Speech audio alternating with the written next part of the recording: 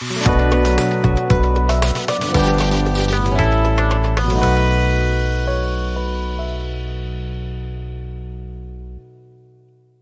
دوستان فوتبالی عزیزم، در برنامه تاکتیک شو سلام، امیدوارم کارتون خوب باشه. یه چهره فوق‌العاده یکی از بازیکن‌های پیشکسوت، البته در جوانی باید بگم پیشکسوت، کنارمون هستن که از بازیکن‌های خوب سابق استقلال و از پیشکسوتان خوب استقلال و بازیکن سابق تیم ملی. خیلی خوشحالیم که امروز در خدمت جناب آقای یدالله اکبری هستیم. خیلی از دوستانی که هم نسل من هستن بازی‌های خاطر انگیز جناب آقای اکبری رو حتما به خاطر دارن و از دیدن این بازی‌ها در باشگاه استقلال لذت می‌بردن. حتی اگه پرسپولیسی بودن مثل من، اگر طرفدار تیم پرسپولیس بودنم، مطمئناً یه رقیب فوق‌العاده خوب بودن و یه تیمی که دوستشون داشتن. یه ضربه سر دیگه فراز فاطمی، فرصت برای او هست، به بیرون میندازه، یه ضربه توی دروازه. یدالله اکبری عالی میزنه توپو و زیر داغ دروازه توپ رو فرو میشونه.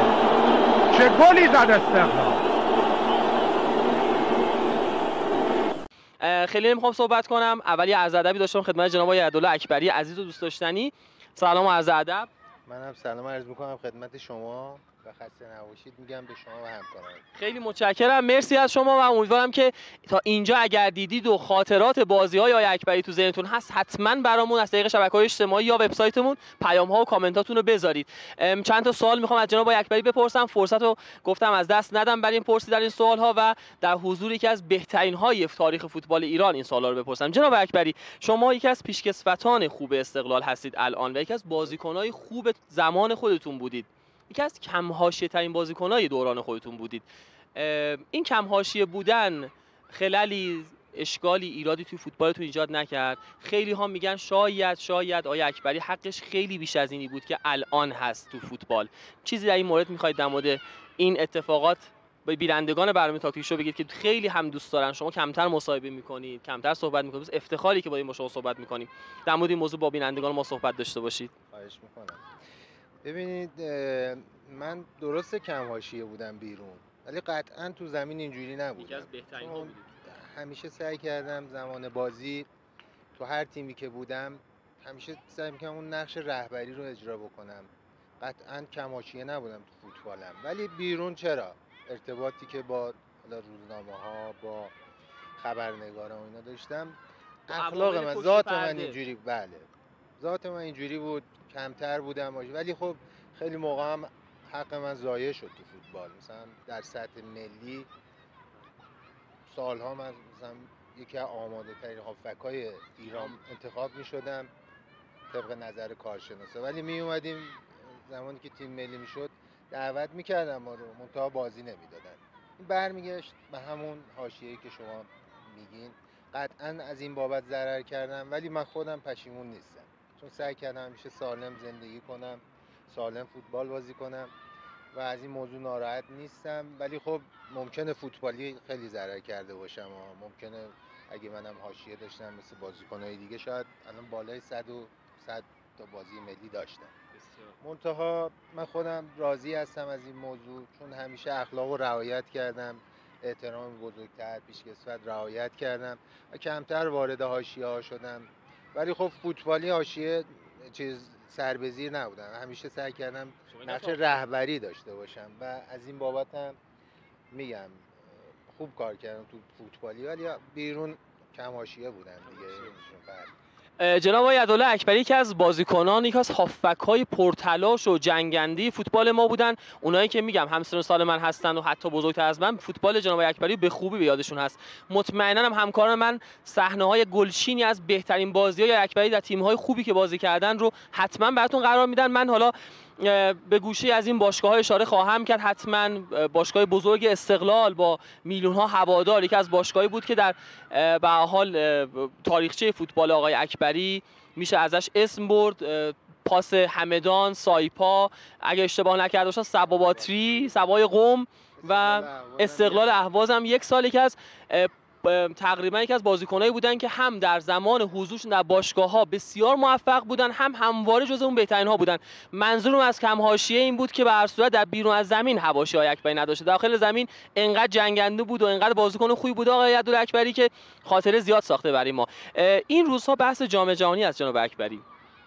سرمربی تیم ملی فوتبال ایران 3 ماه مونده به جام جهانی تغییر میکنه. نظرتون در مورد اسکوچی چیه؟ من سعی می‌کنم میکروفون خودم براتون نگه دارم. خواهش می‌کنم. ببینید این باشگاهی که شما گفتی من بازی کردم، 2 تا از باشگاه‌ها رو شما جا انداختی، جا داره اینجا اضافه کنم. باشگاه شاهین تهران که مدیریتش خدا رحمتش کنه، خیلی هم من دوستش داشتم، جعفر کاشانی بود که ما از بچگی اونجا بزرگ شدیم با فرهنگ شاهین و اخلاق اونجا یاد گرفتیم. حقیقتش نزدیک 7 سال من از نوجوانان شاهین بازی کردم تا جوانان و اون موقع امید نبود، بزرگسالان. بعد من اومدم فتح برای سربازی، نزدیک 2 سالم فتح بودم که اینو گفتم اضافه کنم که قبل اینکه بعدش هم سایپا که شما دیگه گفتیم. بعد در مورد سوالتون باید عرض کنم که ببینید اولا که آقای اسکوچیچ به نظر من مربی خوبیه، ولی نباید انتخاب میشد تو اون مقطع برای تیم ملیه، چون تیم ملی بازیکن‌های بزرگی داره، لژیونرهای بزرگی داره. اشتباه بود انتخاب. ولی خب توی یه مقطعی اومد اضافه شد به تیم آقای اسکوچیچ که ما نیاز به این داشتیم که تیممون همه بازی‌ها رو ببره. واقعا رو لبه پرتگاه بودیم مثلا نریم جام جهانی، ولی خب این کار بزرگ رو به نفع احسن با شایستگی انجام داد، اومد تیمو جمع کرد و تونست نتیجه بگیره. بعد از اون به نظر من نباید عوضش می‌کرد آقای اسکوچیچ. بی‌مهری شد بهشون، قبول دارید؟ یعنی نحوه بیرون کردنشون، بحث کمیته فنی یه مقدار بی‌محبتی و بی‌مهری بود که تو ما ایرانی‌ها نباید این اتفاق می‌افتاد. حداقل ما ایرانی‌ها که اینقدر مهمون نوازیم اینجا باید این مقدار متفاوت‌تر.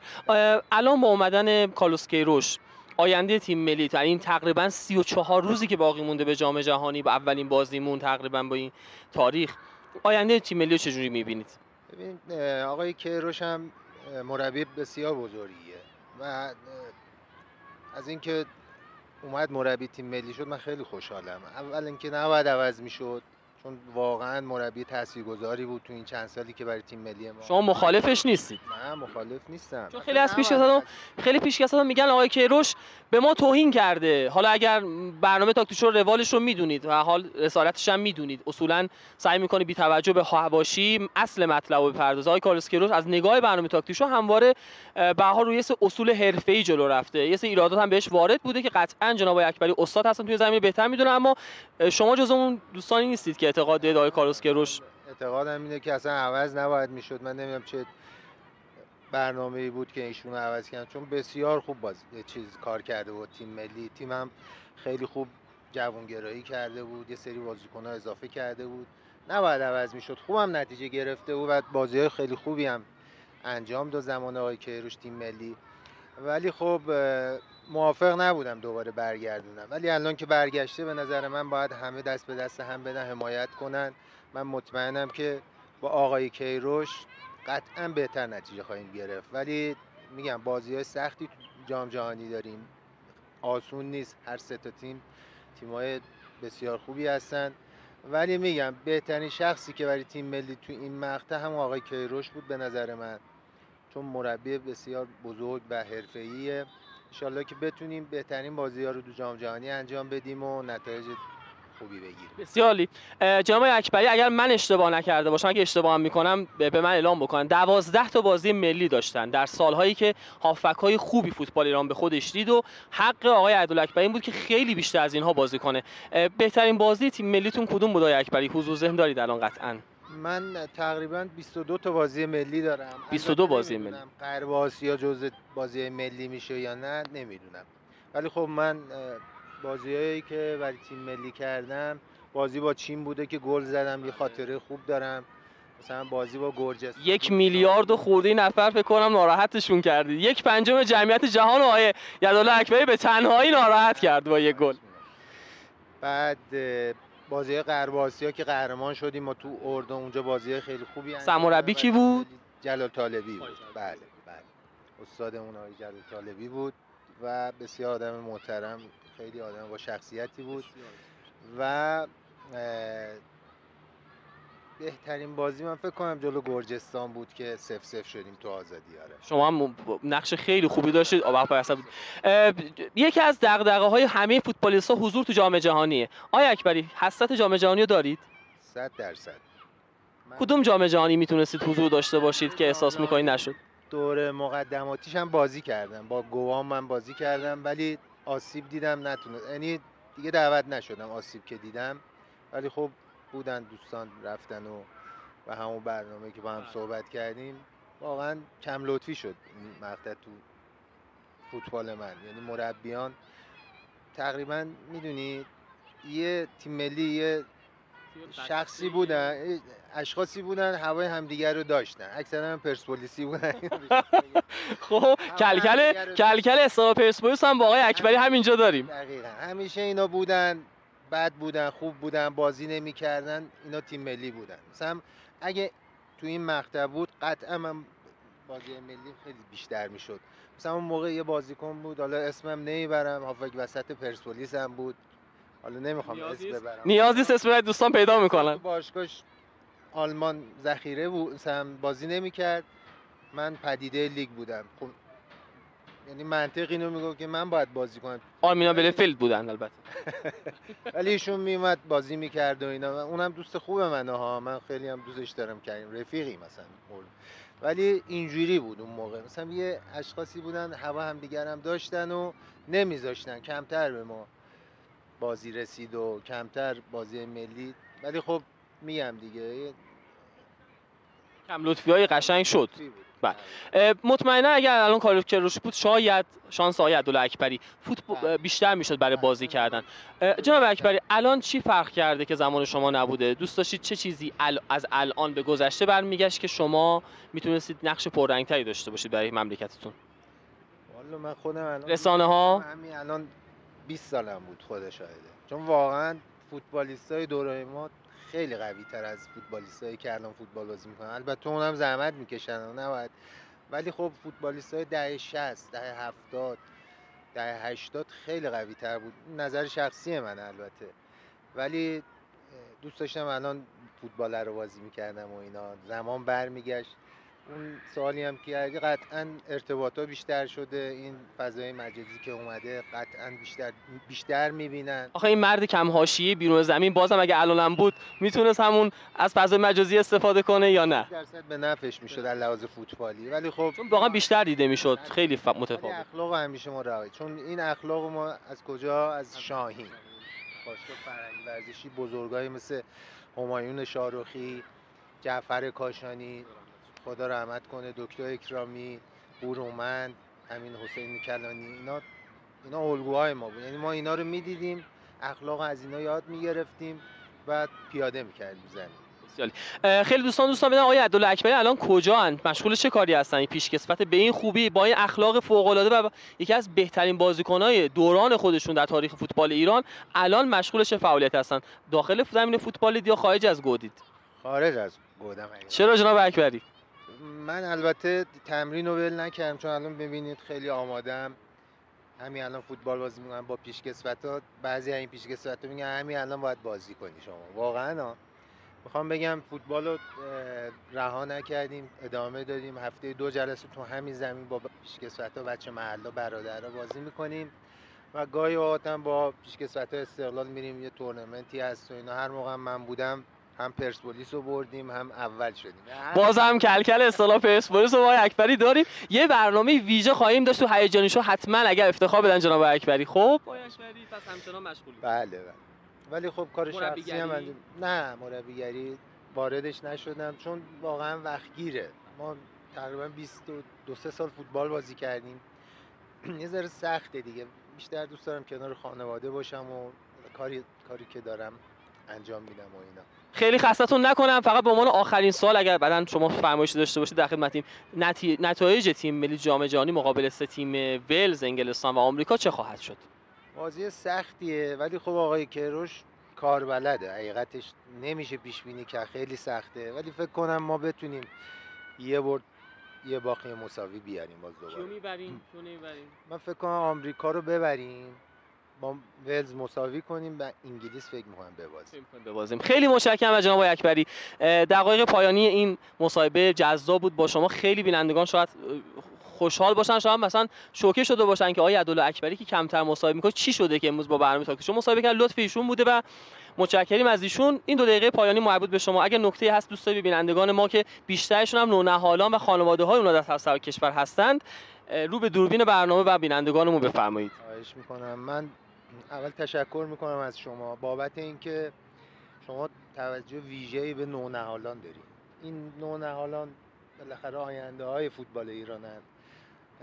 یه انتقادم من بکنم، سامان نداره نونهالان پایه های ما. مثلا الان میبینید مربیای بسیار ضعیفی میذارن تو سطح پایه. من دیدم چون پسر خود من فوتبالیست جوانان سایپا بازی میکنه، کم و بیش میرم میبینم بازیشونو، واقعا ضعیفن. ما نمیتونیم از پیشکسوت‌ها با کسایی که استخوان خورد کرده این ورزشن، کسایی که سالها بازی کردن، مثلا همین سایپا، ما انقدر پیشکسوت‌های خوب داریم. من نمیدونم چرا مثلا مربیایی که اصلا در حد و اندازه این تیم نیستن میان مربی میشن. این برمیگرده به همون ارتباطی که با هم صحبت کردیم. یه تشکرم ویژه از شما میکنم که انقدر توجه دارین، انقدر نگاه میکنین، میاین و اهمیت میدین به این نونهالان، به این بچه‌ها و انشالله که بتونین تو کارتون موفق باشین و قطعا اجرشو میگیرین از اون بالاییه. و من تشکر میکنم از شما که وقت میذارین و میاین. خیلی متشکرم از جناب عدالله اکبری. ما وظیفه‌مونه برنامه تاکتیک شو رسالتش پوشش به حال اتفاقات و حواشی فوتبال نونهالان هست، جایی که به حال آینده سازان فوتبال کشورمون در اون حضور دارن.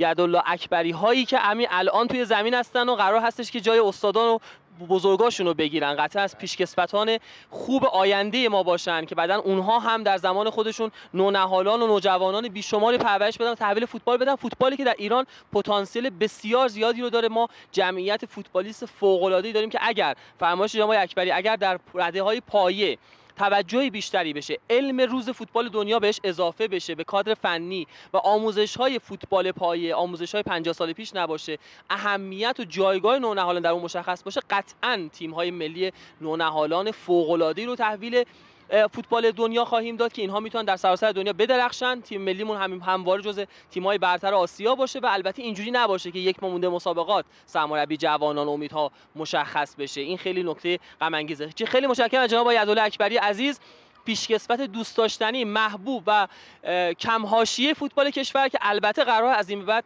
افتخار داشته باشیم بیشتر از اینشون و از نام برند ایشون استفاده بکنیم برای اینکه بتونیم فوتبال پایه بهتری رو بسازیم، فوتبالیستای کم حاشیه بیشتری رو داشته باشیم و لذت ببریم از فوتبال پایه.